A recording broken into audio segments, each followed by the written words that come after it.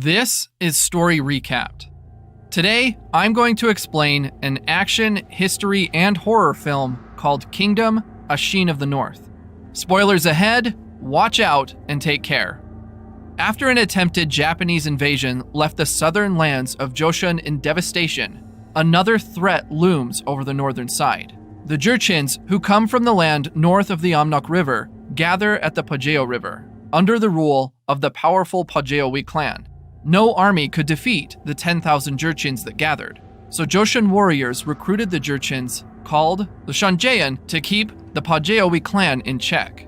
The Shanjaean have lived in Joseon for over a century, thus they were shunned by the other Jurchens, yet not entirely welcomed by the Joseon people.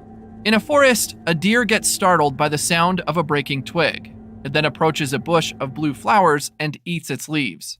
Unaware of the spores underneath them, the deer soon grunts in pain and collapses. It seizes until it abruptly stops moving. Minutes pass, and the deer wakes up with clouded eyes. It stalks the forest until it hears another creature nearby. The deer snarls at the tiger in the bushes, then charges at its predator. The tiger leaps forward, catching the deer by the neck. The deer viciously struggles until the tiger finally snaps its neck. Then, the tiger enjoys its meal. A stone wall carving depicts the two animals fighting. A little girl gazes upon the carvings, seeing the blue flowers and a warning that the plant revives the dead at a great price. In a forest in Joseon, two soldiers notice the bells on the barrier around Paesagun clanging. They investigate and discover 15 mangled corpses. The soldiers rush the citadel of Manpo, where the villagers spread rumors about Jurchen people getting killed in Paesagun. After trying to gather wild ginseng, the law forbids anyone from entering the area for over a century, casting a mystery of what killed them there. Soldiers investigate the corpses, determining that they're all Pajeowi Jurchens. They worry over the Pajeowi clan discovering the deaths. At the boundary village, a little girl watches a butcher named Tahab prepare meat for her family. Her mother scolds her for looking, as seeing blood and innards is considered only for the lowborn's eyes. The transporter nearly trips while carrying the meat, and Tahab grabs the basket to keep the meat from falling. Instead of thanking him, the mother spits at him for touching the meat and tosses the piece that he touched on the ground. After the highborn family leaves, the butcher shares the discarded meat with his neighbors. Tahab's daughter, Ashin, arrives and he scolds her for going to Paesagun. Ashin argues that he told her that the rumors were just a way to keep them away from the wild ginseng growing there. He stresses that the soldiers are more dangerous than rumored monsters. Ashin wants to harvest the wild ginseng for her dying mother. She admits she doesn't know what plant is ginseng, but she saw the stone carvings about a plant that can bring back the dead.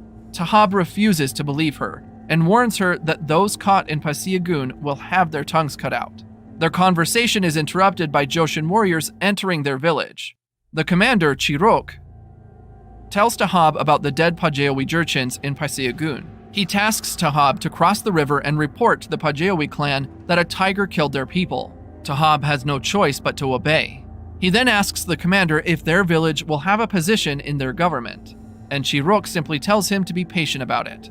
At the Chupajin military camp, the soldiers verify that an animal mangled the corpses.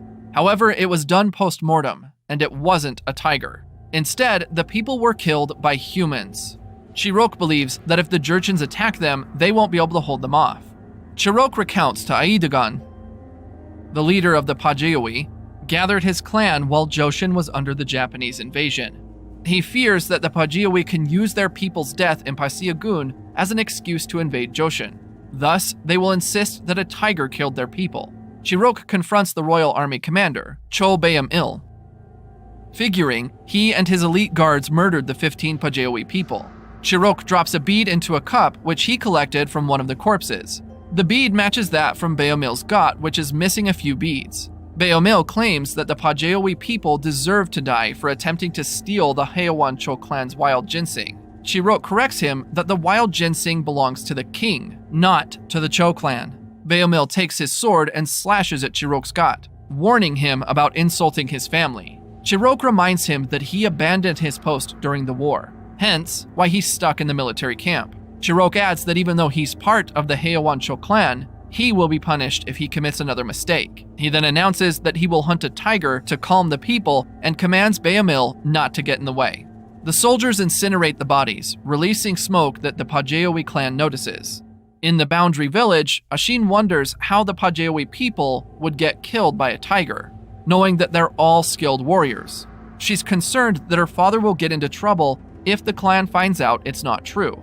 Tahab has always worked undercover for Joshin, but Ashin wonders if they can return to the Jurchens. Tahab reminds her that the king of Joshin gave them the land when they were starving during the war, so he cannot betray them.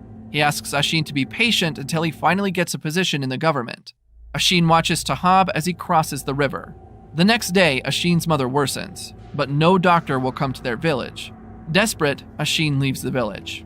Meanwhile, in the Jurchen village, Tahab shares a story of a 1,000-year-old tiger that transforms into a human. He claims that thousands of men have been eaten by the tiger. He adds that the Pajewi people who recently went there were all eaten by the same tiger. The villagers laugh at his claims, but one man warns that if he's lying, Tahab will die. Ashin enters Pasiagun and goes inside an underground cave where the stone carvings are. She studies the carvings closely to learn about the plant that can revive the dead. She then pulls out a flower and compares it to those in the carvings. At the same time, Chirok leads a group to hunt down a tiger. Unbeknownst to them, Pajewi men are within their group. Chirok's men spot tiger prints. However, he notices that the tiger doesn't seem to be running away. Instead, the tiger is approaching them. Suddenly, they hear a tiger growl. The soldiers search for the sound, and the hunters prepare to fight the beast. Finally, the tiger appears, and the hunters run away. The beast kills those who failed to run and continues to chase the rest. The soldiers rush to the scene, but only find blood and corpses. A dying hunter warns them that the tiger is a monster. Chirok orders the rest of the hunters to retreat. The men clamor out of the forest, but the Pajewi men rush forward instead. Chirok and his men reach a clearing and prepare to fight when something moves in the field. They spot the Pajewi running towards them. The two groups rush to meet in battle. However, the Pajewi halt to fight the predator nearby. The tiger quickly kills the men and doesn't stop, even when stabbed multiple times. It then kills one of Chirok's men and stalks another Pajewi warrior. The tiger appears in the field, covered in blood and missing an eye. The man attempts to kill the beast, but is subdued. Chirok throws a spear at the tiger, finally ending its life. The Pajewi man tends to his wounds and guts the tiger.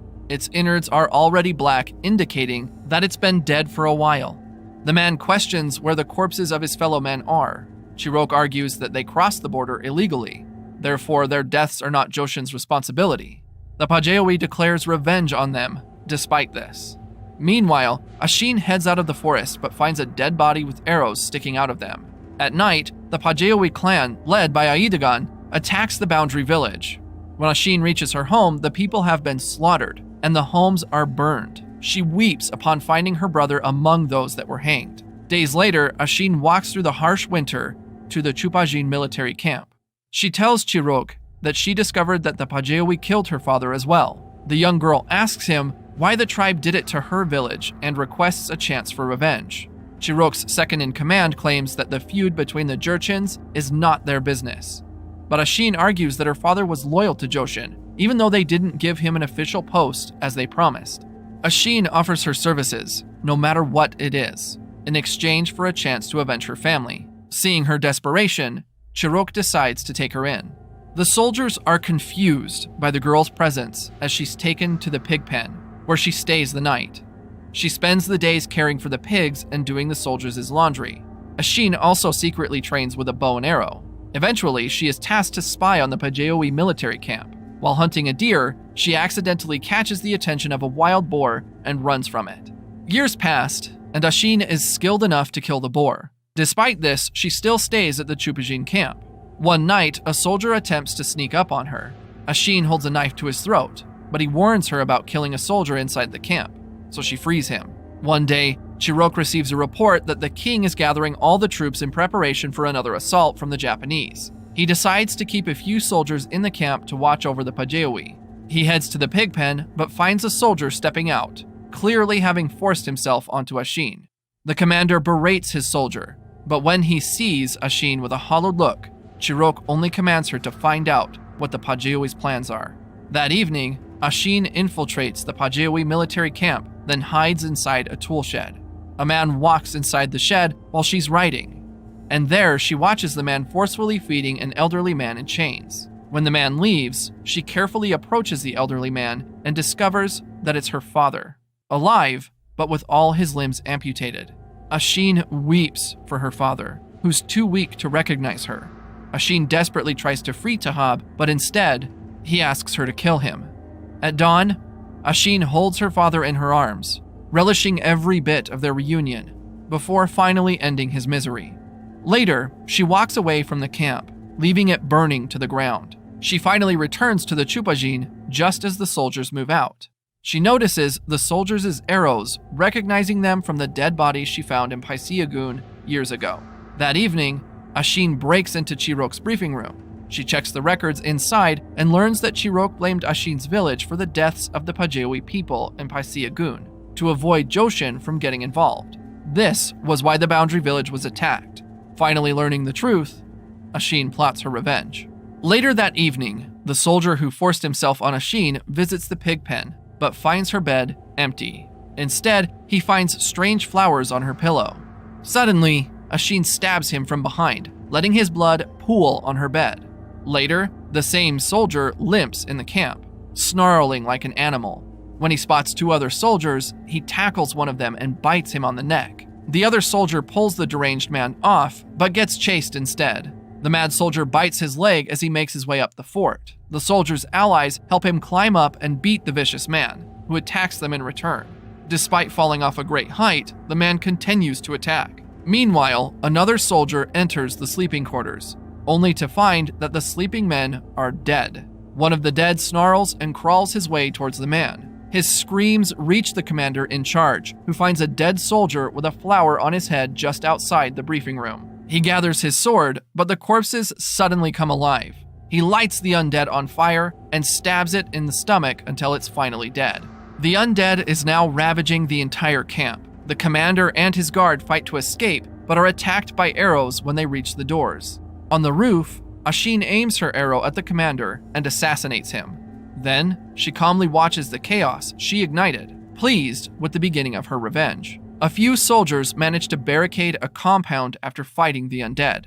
However, Ashin finds them and shoots them with arrows. She picks off all survivors with her arrows, ensuring that all the soldiers are killed. A soldier struggles to climb on the roof where Ashin is. He begs for her to help, but instead, she shoots him through the hand. His screams of pain alert the undead, so they rush to reach the man dangling on the side of the roof. After all the undead has gathered, she showers him and the undead with fuel and lights them on fire. By dawn, the entire Chupajin camp is destroyed.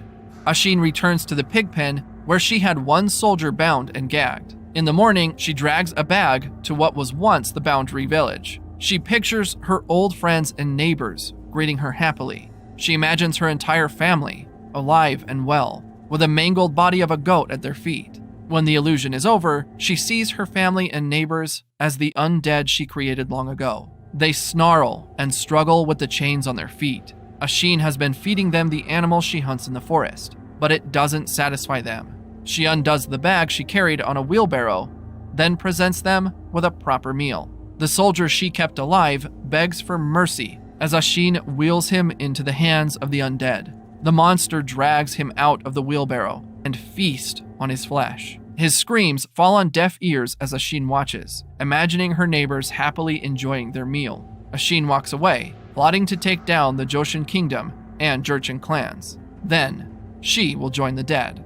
At the Joshin border, Ashin visits the royal physician, Li Sung-hui, and tells him about the flower that can revive the dead. Afterward, Ashin meets with Aidagon and his warriors. She then launches her arrow at them, continuing her vengeance.